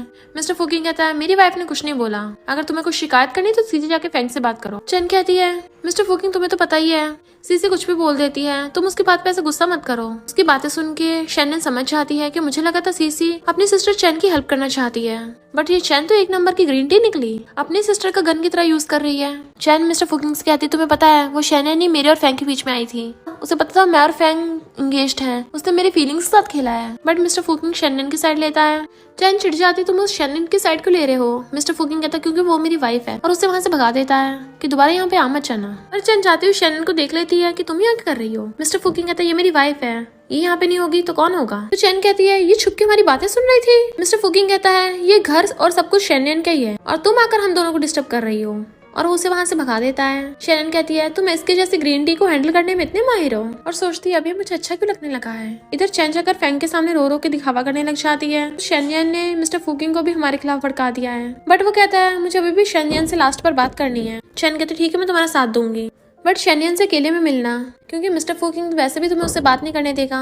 इधर शैनियन बेड पे लेट रही थी और मिस्टर फुकिंग को देख सोचती है आज इतना ऑकवर्ड क्यों हो रहा है सब कुछ। उसे देखती आइज बंद कर लेती है, तो वो हंसता उसे टच करने लग जाता है। आंखें कैसे सूज गई हैं, कहीं तुम कोई शेमलेस ड्रीम तो नहीं देख रही हो। वो ऐसे नाटक करती जैसे उठी हो। तो कहता है तुम इतनी अच्छी एक्टिंग भी नहीं करती हो, बताओ घर पे इतने रोल प्ले वाले गैजेट्स कहाँ से आए। वो कहती तुम मेरी एबिलिटी पे शक कर रहे हो। वो उठ के जाने लगा था तो वो जानबूझ के बेड पे लेट जाती और कहती है जरा पास आके बैठो। मुझे पता है तुम इतने लंबे हो, सोफे पे सोने में तुम्हें काफी अनकंफर्टेबल फील होता होगा, है ना। ये घर भी तुम्हारा है, ये बेड भी तुम्हारा है, चिंता मत करो, यहाँ पे आ जाओ, मैं तुम्हारे साथ कुछ नहीं करूंगी। और सोचती है मैं इसे तब तक परेशान करूँ जब तक ये ब्लश नहीं करने लग जाएगा। तभी मिस्टर फुकिंग आकर बेड पे चढ़ के बैठ जाता है और उसे पकड़ के अपने क्लोज कर लिया था। तो कहते तुम एकदम से आ गए। वो कहता और नहीं तो क्या, ये मेरा घर है, मेरा बेड है, मेरी वाइफ बेड पर है, भला मैं क्यों डरूंगा कि तुम मेरे साथ कुछ करोगी। कहीं तुम्हें तो डर नहीं लग रहा कि मैं तुम्हारे साथ कुछ करूंगा। तो वो सोचती है इससे तो मुझे उल्टा फंसा दिया और खुद को छुड़ा के जल्दी से सोने लग जाती है। मुझे इसे सोफे पे सोने देना चाहिए था। फिर मिस्टर फुकिंग उसे कहता है क्यों ना हमें शादी को एक चांस दे, क्या तुम मुझे रियल हस्बैंड की तरह ट्रीट कर सकती हो। रात में वो दोनों सही से सो नहीं पाए थे और मॉर्निंग में उठ के आते हैं। तो कहती है मैं कंपनी जा रही हूँ। वो पूछता है कल रात के बारे में तुमने क्या सोचा। तो कहती है अभी मैंने फिगर आउट नहीं किया है, बट मैं इस बात को मानने के लिए तैयार हूँ कि तुम मेरे हस्बैंड हो। फिर वो मिस्टर फुकिंग कवर करके अपने साथ अपनी कंपनी में लेके आती है। अच्छा तो इन 5 सालों में मैंने ये वाली कंपनी बनाई है, तो बहुत बढ़िया है। उसे लाके चेयर पे बैठाती है। मुझे पता है मैं तुम्हारे साथ थोड़ा सा गलत कर रही हूँ, अब इतना बड़ा प्रेसिडेंट मेरी छोटी सी कंपनी में आएगा, इसलिए मैं नहीं चाहती कोई और बाहर वाला देखे तुम्हें। मिस्टर फुकिंग कहता है ऐसे कपड़े पहन के मैं साइको और स्टॉकर ज्यादा लग रहा हूँ। तो कहती है मुझे पता है तुम्हें बहुत लोग देख रहे थे, पर ऐसी हालत में कोई ये नहीं बता सकता था कि तुम कौन हो। अब तुम हो ही इतने फेमस, अगर किसी ने तुम्हें देख लिया होता, तुम्हारी बॉडी कितनी प्रीशियस है, तुम्हें हर्ट करने की कोशिश की होती। तो कहता एक्टिंग वैक्टिंग बंद करो, काम की बात पे आओ। तो उसे बहुत सारी फाइल्स देती है। मैंने सेक्रेटरी से बात की थी, कंपनी में कुछ इंपॉर्टेंट डिसीजन लेने अभी बाकी हैं। मुझे तो पिछले 5 सालों की मेमोरी है नहीं, अगर मैंने गलती से कोई गलत डिसीजन ले लिया तो कंपनी की बैंड बच जाएगी, इसलिए मैं चाहती हूँ कि तुम सुपरवाइज करने में मेरी हेल्प करो। वो कहते तुम्हें पता भी कंसल्टेंट हायर करने में कितना खर्चा आता है। वो कहती हम दोनों के शादी के बाद ज्वाइंट अकाउंट है, तुम उसमें से पैसे ले लेना। बट तभी उसे पता चलता है कि फैंग उससे मिलने आ रहा है। तो कहती है मुझे नहीं पता था वो यहाँ आ रहा है। मिस्टर फुकिंग पूछता है आपके तुम मुझसे अंदर आने दोगी। तो कहती बिल्कुल भी नहीं, पिछली बार जब तुम दोनों मिले थे मैं तो इतना डर गई थी। अरे नहीं फैंग तो अंदर ही आ रहा है, तो तुम्हें जल्दी छुपना होगा, यहाँ तो कोई छुपने की भी जगह नहीं है, तुम ऐसे करो टेबल के नीचे छुप जाओ। वो हैरान, मैं प्रेसिडेंट होकर टेबल के नीचे छुपूंगा, बट वो जल्दी से उसे टेबल के नीचे छुपा देती है और खुद चेयर पे बैठ गई थी। जैसे फैंग आता है वो कहती है बताओ तुम मुझसे क्यों मिलना चाहते थे। जेलसी के मारे मिस्टर फुकिंग उसका पैर पकड़ लेता है। वो चिल्लाने वाली थी पर जल्दी से मुंह पे हाथ रख लेती है, जबकि मिस्टर फुकिंग टेबल के नीचे उसे बार बार परेशान कर रहा था और कहती है मुझे तुम्हारी बिल्कुल परवाह नहीं है, तुम सही नहीं होगे तभी अच्छा है। वो कहता तुम मुझसे इतनी नफरत करती हो। तो कहती है ऐसी बात नहीं है, पर तभी मिस्टर फुकिंग उसको दबाता है। तो कहती है हाँ बहुत ज्यादा नफरत करती हूँ, प्लीज मुझे परेशान करना बंद करो। पर फैंग कहता है मैं तुम्हें अब भी लाइक करता हूँ। बट वो कहती है जब से तुमने 5 साल पहले से मेरी रेपुटेशन खराब की है तब से मुझे तुम्हारे लिए कोई फीलिंग्स नहीं है, ना ही मैं तुम्हें लाइक करती हूँ। तुमने मुझसे अपनी एंगेजमेंट की बात छुपा के मुझे डेट करने की कोशिश की और तुम्हारे आसपास के लोगों ने समझा कि मैं गलत इंसान हूँ, तुम्हारी वजह सब लोग मेरे दुश्मन बन गए। वो उसे टच करने लगा था तो कहती है टच मत करना। वो कहता तुम मुझसे इतनी नफरत करती हो। तो कहती है भले तुम मेरे फर्स्ट लव थे पर हमारे बीच में कोई भी डीप फीलिंग्स नहीं थी, हमें साथ हुए 1 महीना ही हुआ था और तुम्हारी वजह से मुझे इतना ह्यूमिलेशन सहना पड़ा। जब मुझे पता चला तुम मुझ पे चीट कर रहे हो तब से हमारा कोई अटैचमेंट नहीं है। फैंग कहता तो तुमने मुझसे बदला लेने के लिए अंकल से शादी की, पता है तुमने मेरा कितना दिल तोड़ा है। कहती है हमारा हिस्सा बराबर हुआ ना और हमारे बीच में अब कुछ नहीं हो सकता। तो फैंग भी वहाँ से चला जाता है। तभी टेबल के नीचे से मिस्टर फुकिंग निकलता है। तो कहती है सॉरी मैं तुम्हारे बारे में तो भूल ही गई थी। वो उसके ऊपर चढ़ने लगा था। तो कहती है मैं तुम्हें भूलना नहीं चाहती थी, गुस्सा मत करना। बट वो उसकी मुंडी पकड़ कहता है अपने वर्ड्स को दोबारा रिपीट करो कि तुम्हें उस फैंग के लिए कोई फीलिंग्स नहीं है। तो कहती है मुझे सच में उसके लिए कोई फीलिंग्स नहीं है। वो उसके आइज कवर कर देता है तो बताने लग जाती है अब से मेरी फैंग के साथ कोई अटैचमेंट नहीं है, अब तो मैंने सच बोल दिया ना, मुझे छोड़ दो। बट वो हाथ हटाते ही उसे किस करने लग जाता है। तो कहती है मिस्टर फुकिंग कहता अगर तुम नहीं चाहती कि मैं किस करता रहूं तो फिर मेरा नाम मत लो, क्योंकि जब तुम मेरा नाम लेती हो सिचुएशन आउट ऑफ कंट्रोल हो जाती है। वो कहती है लिटिल अंकल। तो मुझे और ज्यादा किस करने लग जाता है। बट उसके बाहर से चेयर कुछ ज्यादा नीचे हो रही थी। कहता है इस बार तुम्हारी बारी है। वो कहता तुम बहुत भारी हो। तो वो खुद चेयर पे बैठ के खुद उसे अपनी गोद में बैठा लेता है। तो फिर तुम मेरे ऊपर बैठ जाओ, तुम हल्की हो ना। जैसे बाहर आता है चैनो से फिर से भड़काने लग जाती है कि तुम्हें इतनी जल्दी हार नहीं माननी चाहिए, तुम्हें अपने लव के लिए फाइट करनी चाहिए। फैंग उसकी बातों में आकर फिर से शेन्यन के ऑफिस में जाने लगा था। वहाँ पर शेन्यन और मिस्टर फुकिंग धड़ाधड़ किस करने में लगे हुए थे। तो वो एकदम से दूर हो जाती है। फैंग तो एकदम हैरान था।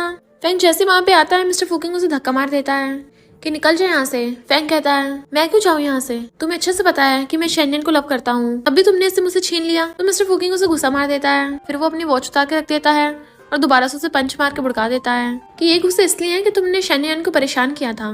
शेन्यन भागकर आकर मिस्टर फुकिंग का हाथ पकड़ लेती है। तुम्हें दर्द तो नहीं हो रहा। वो कहता मैं ठीक हूँ। तो कहती कहाँ से ठीक हो, तुम्हें चोट लग गई है। फैंग कहता है मैं भी दर्द में हूँ, क्या तुम्हें दिख नहीं रहा। शेन्यन कहती है जिन लोगों को तुम्हारी परवाह है ना उनके पास जाओ, मेरे पास मत आओ। फैंग उल्टा सीधा बोलने लगता है, मिस्टर फूकिंग तुम कितने बेवकूफ हो, जिसने तुम्हें नशा दिया तुमने उसी से शादी कर ली और उसी को प्रोटेक्ट कर रहे हो। मिस्टर फूकिंग गुस्से से उसका कॉलर पकड़ लेता है, खबरदार अगर मेरी वाइफ के बारे में एक शब्द भी बोला तो वो तेरी आंटी है, उसका नाम तो बिल्कुल मत लेना, वरना इस बार तेरा थोपड़ा सच में बिगाड़ दूंगा। तो फैंग कहता है, तुम्हें डर नहीं है? जैसे उसने मुझे छोड़ दिया था वैसे किस दिन तुम्हें भी छोड़ देगी, क्योंकि अब तो इसके पास मनी और स्टेटस दोनों है। मिस्टर फूकिंग कहता है, पहली बात तो मैं तेरी तरह से झूठ नहीं बोलूंगा, इसे धोखा नहीं दूंगा और ना ही इसे मुझे छोड़ने का चांस दूंगा। और दूसरी बात अच्छा ही है, इसे जो चाहिए वो सब कुछ इसके पास है और जो इसके पास नहीं है वो मैं इसे दिलाने की पूरी कोशिश करूंगा, क्योंकि मैं बस इसे लाइफ टाइम खुश देखना चाहता हूँ। शैनियन की आंखों में तो आंसू आ गए थे। फिर वो उसकी चोट पे मेडिसिन लगा रही होती है। तुम्हारे हाथ पे थी चोट कैसे लग गई? उस फैंग का थोपड़ा क्या स्टील का बना था? बट फिर उसकी मेडिसिन लगाती हुई रो रही थी तो वो उसे छुपाने लग जाता है और हक कर लेता है। देन उसके फोरहेड पे किस करता है और पूछता है क्या हुआ? तो कहती है, इनफैक्ट मैं बहुत ज्यादा इमोशनल हो गई हूँ। मैं तुम्हें बहुत टाइम पहले से बताना चाहती थी पर मेरी हिम्मत नहीं हो रही थी, क्योंकि मुझे लग रहा था कि मैंने बहुत गलती की है। वो क्या तुमने मुझे जो नशा दिया था इसलिए तुम्हारी हिम्मत नहीं हो रही कि तुम मुझे एक रियल हस्बैंड की तरह ट्रीट करो। वो कहता तुम्हें लगता है कि बेबी के प्रेशर की वजह से मैंने तुमसे शादी की, मैं तुमसे प्यार नहीं करता, इस वजह से तुम मुझे रियल हस्बैंड की तरह ट्रीट नहीं कर पा रही हो। तो कहता तुम्हें कैसे पता? तो कहता तुम्हारे फेस से पता चल रहा है पागल। तो रोने लग जाती है, मैंने बहुत गलत किया था, आखिर तुम्हारी खुद की भी लाइफ है और मैंने बदला लेने के लिए तुम्हारा यूज किया। अगर मैं तुम्हें नशा नहीं देती क्या पता तुम्हें मुझसे बेटर अच्छी लड़की मिलती और तुम्हारी लाइफ हैप्पी होती। बट वो उसे पकड़ के किस करने लग जाता है। शैनियन उसे रोकती है पर वो फिर भी किस करे जा रहा था और कहता है कुछ मत बोलो। वो पूछती है पर मैं, तो कहता है तुम क्या चाहती मैं और किस करूँ? शैनियन कहती है पर 5 साल बाद वाले मिस्टर फूकिंग के थॉट्स क्या हैं, ये भी तो जानना जरूरी है। मिस्टर फूकिंग कहता है चाहे मैं 5 साल पहले वाला हूँ या बाद वाला, इंसान तो सेम ही है ना, थॉट्स भी सेम होंगे। और मैंने तुमसे 5 साल पहले शादी कर ली है, इससे प्रूफ होता है कि मैं तुम्हारे लिए कितना ज्यादा सिंसियर था। तो पूछती है तुम्हारा मतलब कि तुम मुझे लाइक करते हो? वो कहता हाँ मैं तुम्हें लाइक करता हूँ। और तुम्हें इतनी जल्दी नहीं आंसर देने की, मुझे पता तुम अभी कंफ्यूज हो, तो मैं जल्दी नहीं करूंगा, पर हमेशा याद रखना मैं तुम्हारा हूँ। वो हाँ करती तो वो उसे हक कर लेता है। फिर वो बेड पे बैठे थे तो कहती है मैं अभी रेडी नहीं हूँ। वो कहता है मैं तुम्हारा वेट करूंगा। फिर शैनियन से पूछती है कि जैसे मैं यहाँ पे कार एक्सीडेंट की वजह से आई थी तुम कैसे आए? तो बताता है कि मैं तुम्हें बहुत गलत कह दिया था ना, तो मुझे लगा कुछ गड़बड़ ना हो इसलिए मैं तुम्हारे पीछे गया, पर मुझे नहीं पता था कार एक्सीडेंट हो जाएगा। फिर जब मेरी आइज खुली तो तुम मेरे पास थी। वो पूछती है कि कार एक्सीडेंट सीरियस था? तो कहता है तुम कार से नहीं ठुकी थी, बस तुम्हारा हेड ग्राउंड पे लग गया था। वो कहती है कहीं ऐसा तो नहीं कार एक्सीडेंट की वजह से मैं वेजिटेबल बन गई हूँ? वो कहता अगर ऐसा हुआ होता तो हमारी शादी कैसे होती और बच्चे कैसे होते? तो कहती है अरे हाँ सॉरी मैं तो भूल ही गई थी, अगर कार एक्सीडेंट में टपक गई होती तो मैं फ्यूचर में अभी होती नहीं। इसका मतलब कार एक्सीडेंट में हम दोनों थे और हम दोनों ही कोमा में चले गए। पर अगर हम 5 साल पहले वापस चले गए तो क्या मुझे सब कुछ याद रहेगा अब वाला, या फिर फ्यूचर में जो भी हुआ सब भूल जाऊंगी? और हम दोनों एक दूसरे से बहुत नफरत करते थे, तब क्या होगा? उसके फोरहेड पे किस करता है। अगर हमारी प्रेजेंट लाइफ कभी भी गायब हो गई तो गायब होने से पहले हमें वो सब करना चाहिए जिससे हमें बाद में पछतावा ना हो। वो कहती है फिर मैं टैंग टैंग को खिलाने ले चलती हूँ, क्योंकि अगर हम 5 साल पहले वापस चले भी गए और सब कुछ वैसा ही हुआ जैसा फ्यूचर में हो रहा है तो मुझे कम से कम 1 साल उसका वेट करना पड़ेगा। और फिर दोनों टैंग टैंग से मिलने जाते हैं तो भागा जाकर मम्मी डैडी करता हुआ उनके पास आता है कि मुझे अम्यूजमेंट पार्क में जाना है। वो कहती है हाँ मम्मी तुम्हें लेके चलेगी। तो कहता है मुझे केक भी खाना है। मिस्टर फूकिंग है तो ओके, पर टीथ ब्रश करना मत भूलना। मिस्टर फूकिंग कहने पे शैनियन टैंग टैंग घुमाने लेके चाहती है और वो मॉम से बात करने लग गया था। मॉम मिस्टर फूकिंग कहती है टैंग फू फैमिली में वापस आना चाहता है, पर उसी टाइम पे शैनियन तो साथ में नहीं रह सकती, तो हो सकता है शैनियन के साथ ये थोड़ा गलत हो। मिस्टर फूकिंग कहते चाहे कुछ भी हो जाए फू फैमिली की शांति के लिए मैं शैनियन को सेक्रीफाइस नहीं करने वाला। तो मॉम कहती तुम क्या अपने नेफ्यू के साथ वॉर डिक्लेयर करोगे? तुम्हें पता फू फैमिली की पावर तुम्हारे हाथों में है, तो फैमिली में शांति बना के रखना जरूरी है। एक लड़की के लिए तुम पूरी फैमिली को अलग नहीं कर सकते। मिस्टर फूकिंग कहता वो सिर्फ एक लड़की नहीं है, मेरी वाइफ है, मेरे बेटे की मॉम है, उसका खुद का भी वजूद है। क्या अपने हस्बैंड की फैमिली के लिए सब कुछ उसी अकेली को सहना पड़ेगा? मैं अपनी वाइफ के साथ कुछ गलत नहीं होने दूंगा। मॉम कहते तुम्हारे डैड एक डिनर पार्टी रखने वाले हैं जिसमें वो चैन और फैंग की शादी अनाउंस करेंगे, तो फू फैमिली के सब लोग आएंगे, बट फैंग शैनियन को देखना नहीं चाहता, तो तुम अपने साथ सिर्फ टैंग टैंग को लेके आना, फिर चाहे वापस जाके शैनियन को कंपनसेट कर देना। शैनियन टैंग टैंग को खिला के लेके आई थी और फिर उसे नहलाने के लिए ले जाती है। मॉम कहती पहले मैं तुम्हारी और शैनियन की शादी के खिलाफ थी, वो भी इस वजह से क्योंकि मुझे लगा ये तुम्हें नशा देकर रिच फैमिली बनना चाहती है, बट अब मैंने नोटिस किया कि जब से तुम्हारी इससे शादी हुई है तुम रोबोट से इंसान बनने लगे हो, तभी तो हमेशा से तुम सिंगल रहे हो। तो लगता है मुझे शैनियन का थैंक यू करना चाहिए, वरना तुम तो पूरी लाइफ सिंगल ही रहते। तो वो भी हंस पड़ता है। फिर शैनियन बताती है कि टैंग टैंग सो गया, मैंने कभी एक्सपेक्ट नहीं किया था तुम इतने अच्छे डैड बनोगे। बट वो उसे बताता है कि मेरे डैड ने डिनर पार्टी रखी है। तो कहती है मैं नहीं जाऊंगी। वो कहता क्यों नहीं जाओगी, तुम फू फैमिली की प्रॉपर वाइफ हो। तो कहती है मैं सब कुछ ऑकवर्ड नहीं करना चाहती, फैंग और चैन एंगेज्ड हैं, उनकी शादी अनाउंस की जाएगी, मैं वहाँ पे जाऊंगी तो सब लोग एम्बेरस्ड हो गए ना। मिस्टर फूकिंग कहता अगर मैं तुम्हें पार्टी में नहीं लेके गया तो कोई भी तुम्हें सीरियस नहीं लेगा, मैं पार्टी में सबको बताना चाहता हूँ कि मेरे लिए तुम कितनी ज्यादा इंपॉर्टेंट हो। वो कहते ठीक है, मैं भी चाहती हूँ मेरे बेटे तेंग तेंग को अकेला फील ना हो, क्योंकि बाकी सबकी तो मॉम आएंगी, मेरा बेटा तो सिंगल ही रह जाएगा ना, तो मैं वहाँ पे जाऊंगी। फिर मिस्टर फुकिंग उसे किस करने लग जाता है। वो भी उसे किस कर रही थी, बट उसका फोन बजने लगता है और चेन का फोन आया था, जो कहती है मुझे पता है ग्रैंडपा फोन है, तुम्हें पार्टी में आने से मना किया है, भले ही मेरी एंगेजमेंट हो या शादी हो, फू फैमिली की डिनर पार्टी में तो तुम आ सकती हो, मुझे कोई प्रॉब्लम नहीं है। तो शैनन हैरान थी, ये चेन कब से इतनी अच्छी बनने लग गई। मिस्टर फुकिंग कहता है जरूर कोई रीजन होगा। तो कहती है इसका मतलब उसने कोई प्लान बनाया है, मुझे जाना चाहिए या नहीं। तो कहता है मेरे होते हुए तुम्हें कोई कुछ नहीं कर सकता। फिर हम पार्टी में फैंग को देखते हैं, जो चेन से कहता है मैं बस तुमसे शादी शेनियन से बदला लेने के लिए कर रहा हूँ, पर मैं तुम्हें वाइफ की तरह ट्रीट नहीं कर सकता। चेन कहती कोई बात नहीं, मैं तुम्हारा वेट करूंगी। चेन की सिस्टर सीसी समझाती है कि मुझे लगता है तुम्हें फैंग से शादी नहीं करनी चाहिए, ज्यादा दर्द से अच्छा है थोड़ा दर्द सह लो। पर चेन उसके कान में कुछ प्लान बताती है। तो सीसी कहती है सिस्टर अगर शेनियन ने गलती की है तो उसे सबके सामने कन्फ्रंट करो, पर ये सब करना तो कुछ ज्यादा नहीं हो जाएगा। चेन कहती है अब क्या तुम शेनियन की साइड लोगी।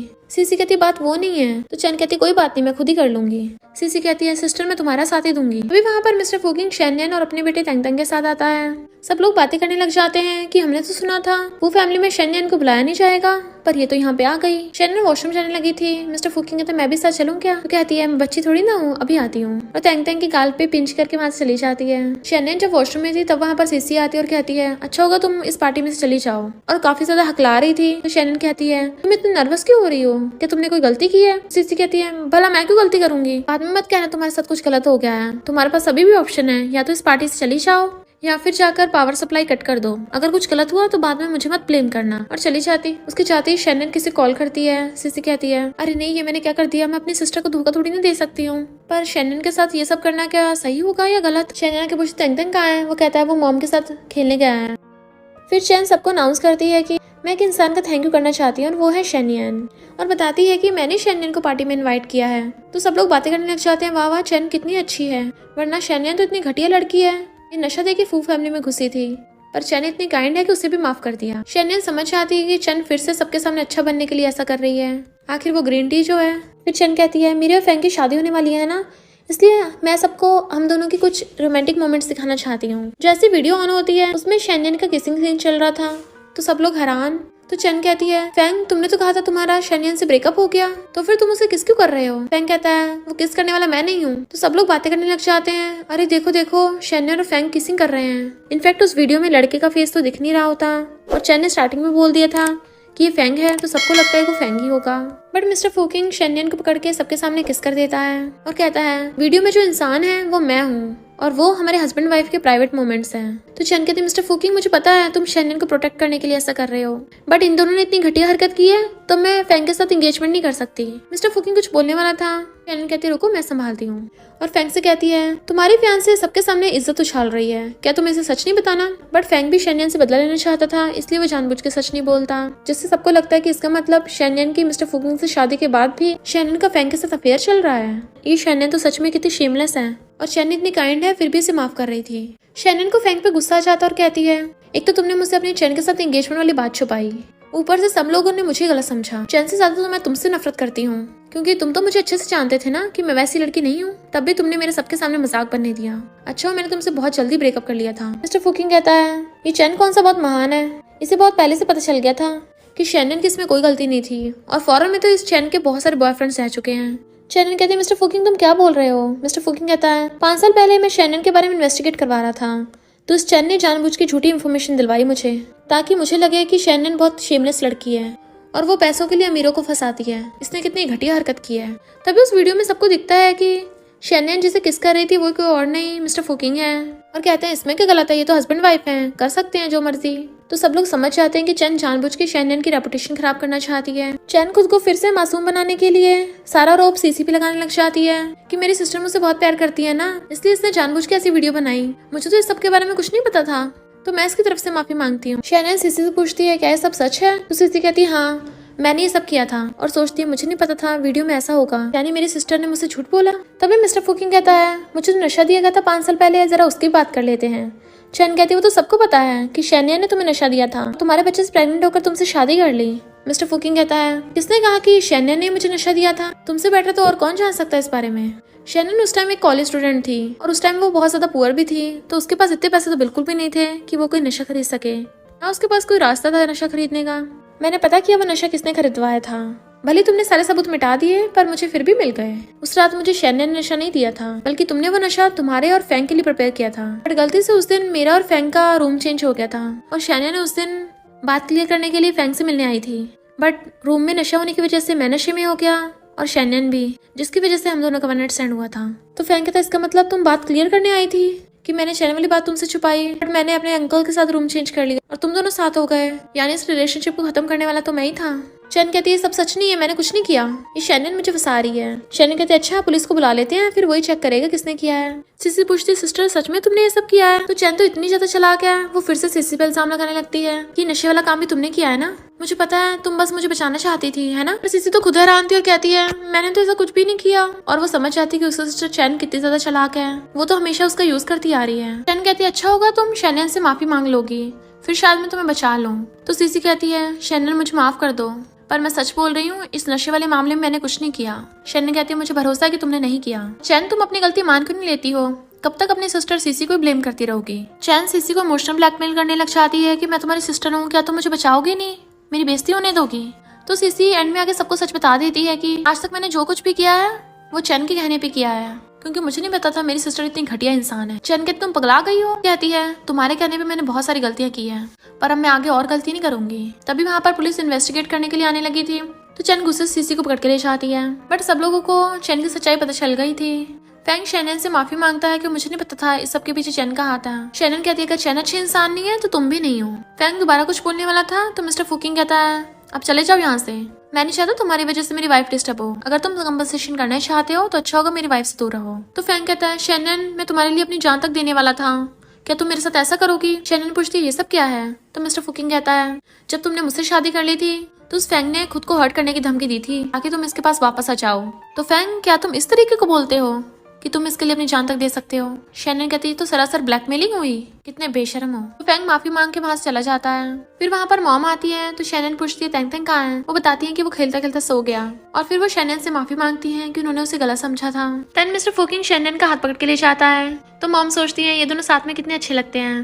तैंग तैंग भी अब 5 साल का होने वाला है, अच्छा होगा तैंग तैंग का जल्दी से कोई एल्डर ब्रदर या सिस्टर आ जाए। फिर रात में वो उसे हक करके कहती है इसका मतलब तुम्हें शुरू से पता था कि ये सब चैन का प्लान था, तुम्हें मुझ पर भरोसा था? वो कहता हाँ मुझे पता था, भला तुम्हें नशा कैसे मिल सकता है?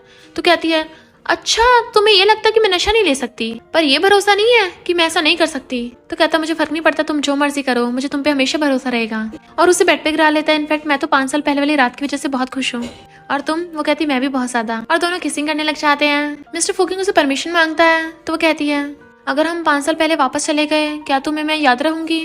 वो कहता पास्ट हो या फ्यूचर हो मैं तुम्हें ढूंढ के फिर से तुम्हें अपने प्यार में डाल लूंगा। वो कहती है मुझे तुम चाहिए। वो हंस पड़ता है कि ये तो मेरी लाइन थी। वो कहती फिर क्या हो गया? मिस्टर फुकिंग मुझे तो हमेशा से तुम चाहिए। और दोनों किसिंग करने लग जाते हैं। तभी हम देखते हैं नेक्स्ट सीन में शैनन के हॉस्पिटल में आइज खुलती हैं।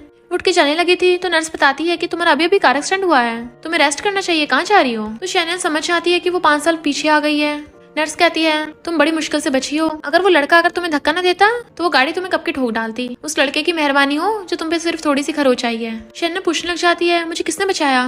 तो नर्स बताती है कि बहुत टॉल और हैंडसम सा लड़का है, उस बेचारे की तुमसे ज्यादा चोट लगी है। तो उठ के भागती है, बट उधर से मिस्टर फुकिंग भी भाग के आ रहा था। दोनों एक दूसरे को इमोशनल होकर देखने लग जाते हैं और हक कर लेते हैं। वो कहता मैंने कहा था ना चाहे 5 साल पहले हो या बाद में, मैं तुम्हें ढूंढ लूंगा। और इसी के साथ ड्रामा की एंडिंग हो जाती है और इसी के साथ इस स्टोरी का एंड हो जाता है। अगर आपको ये स्टोरी पसंद आई हो तो लाइक शेयर और कमेंट करते जाना। तो बस थोड़ा सा इंतजार करना, फिर मिलेंगे न्यू स्टोरी में।